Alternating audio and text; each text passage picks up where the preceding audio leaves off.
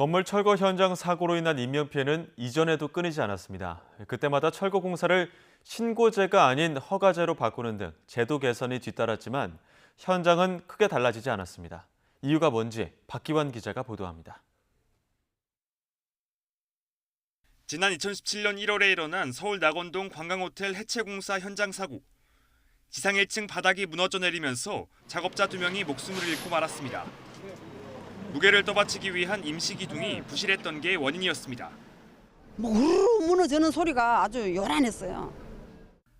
2년 반 뒤에는 서울 잠원동에서 철거 중인 건물이 무너져 도로를 덮쳤습니다. 승용차로 근처를 지나던 20대 여성이 숨지고 3명이 다쳤는데 먼지를 막는 가림막만 설치했을 뿐 제대로 안전장치 없이 공사를 강행한 현장이었습니다. 전문가들은 일단 철거 작업 과정에서 안전 수칙을 지키지 않았을 가능성을 제기하고 있습니다. 이렇게 인명피해 사고가 날 때마다 국회와 정부는 제도를 개선했습니다.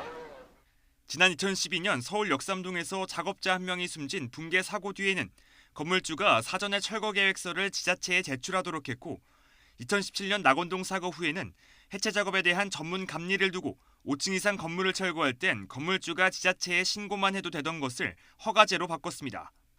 그런데도 철거 현장 추가 사고를 막지 못한 겁니다.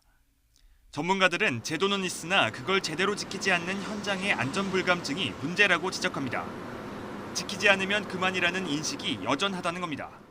안전불감증에 대한 것을 현장과 이 괴리감이 좀 크다. 사고가 발생될 확률이 굉장히 낮고 그럼에도 불구하고 이런 사고가 이 도로변으로 났다는 것은 전형적인 나태함? 그걸로 볼 수밖에 없지 않겠는가. 관리 감독이 철저하지 않았던 점이 안전불감증을 키웠다는 비판도 나옵니다.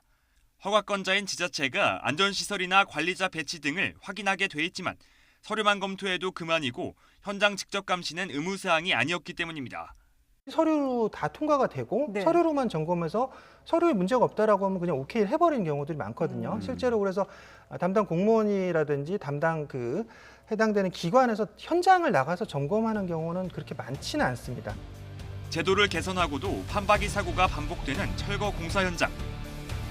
바꾼 대책이 현장 상황에 맞는 조치인지 철저히 점검하고 중간 점검은 물론 사후 조치까지도 실제 감독이 이뤄져야 실효성을 높일 수 있다고 전문가들은 강조합니다.